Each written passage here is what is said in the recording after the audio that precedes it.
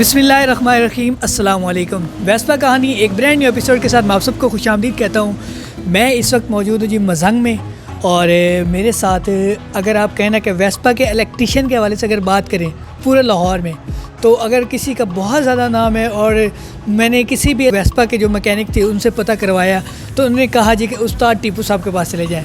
तो वेस्पा के सबसे अच्छे इलेक्ट्रीशियन अगर लाहौर में कोई हैं तो वो उस्ताद टीपू साहब हैं, और इस वक्त मेरे साथ बिल्कुल मौजूद हैं। सर अस्सलाम वालेकुम। वालेकुम अस्सलाम रहमतुल्लाहि व बरकातहू। टीपू साहब की हाल चाल? सर ठीक हो? अल्हम्दुलिल्लाह। सर बहुत शुक्रिया तुसी टाइम दिता। अल्लाह पाक ਤੁਹਾਨੂੰ ਸਲਾਮ ਰੱਖੇ ਜੀ इंशाअल्लाह। टीपू साहब ਸਾਡਾ ਤੁਹਾਡੇ ਤੋਂ ਪਹਿਲਾ ਸਵਾਲ ਹੈ ਵੇ ਕਿ ਤੁਹਾਨੂੰ ਕਿੰਨਾ ਅਰਸਾ ਹੋ ਗਿਆ ਕੰਮ ਕਰਦੇ?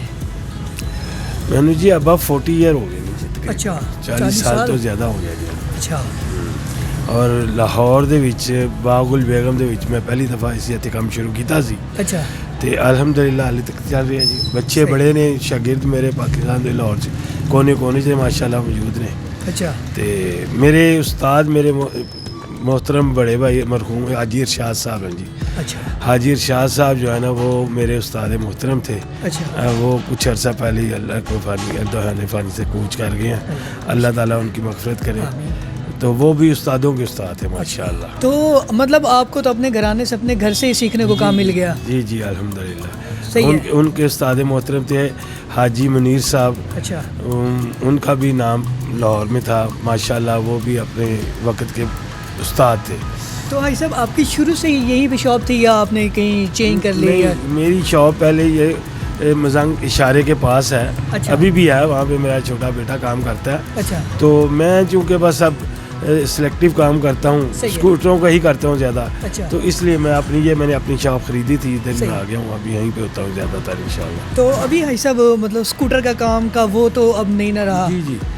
आजकल फिर ट्रेंड चल रहा है स्कूटरों का। बहुत सारे लोग जो शौकीन नज़र आते हैं वो माशाल्लाह स्कूटर तैयार करवा रहे हैं आजकल। अच्छा। तो फिर वो अपनी आजकल के माहौल के हिसाब से लाइटिंग शेटिंग का काम और बैटरी चार्जिंग, इसकी कॉइलिंग, ये देखें ना, ये स्कूटर है, ये पुराने मॉडल के हो गए हैं। अच्छा। अब इनकी कॉइलिंग जो कोई भी नहीं करता, बहुत कम लोग को पता है ये क्या होता है। अच्छा। तो इसकी हम ये कॉइलिंग भी कर लेते हैं। अच्छा। और 12 वोल्ट का भी, 6 वोल्ट का भी, असल में जो भी इसकी मतलब आर्टिशन है वो हम कर लेते हैं। सही है। तो अब तो ये आ गया वक्त के LED लाइट्स का दौर आ गया। हाँ जी।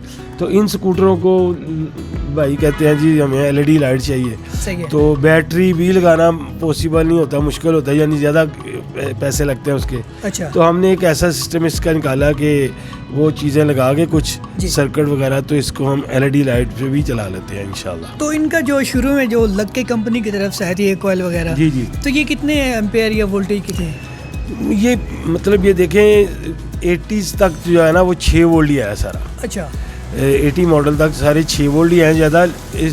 लेकिन 80s में भी जो इशारे वाला स्कूटर आया था ना, ये जो PX साहब के पीछे है, अच्छा। ये इशारे वाले स्कूटर जो वो आगे थे ये 12 वोल्ट में है। अच्छा। तो इनको न्यू बॉडी लाइन में कहते हैं? इनको न्यू बॉडी लाइन भी कहते हैं। न्यू बॉडी लाइन बगैर इशारे के भी होता है ना। अच्छा। जो इशारे के बगैर होता है वो 6 वोल्ट होता है, जो इशारे वाला होता है वो 12 वोल्ट। इसे PX कहते हैं। ठीक हो गया। ये मॉडल है, PX मॉडल है। अच्छा भाई साहब, फिर इसमें मजीद अभी वायरिंग, क्योंकि इनकी वायरिंग भी नहीं मिलती, तो उनका क्या सूरत हाल है? वायरिंग इसकी जी हम अपनी खुद बनाते हैं। अच्छा। 100% कॉपर वायर से।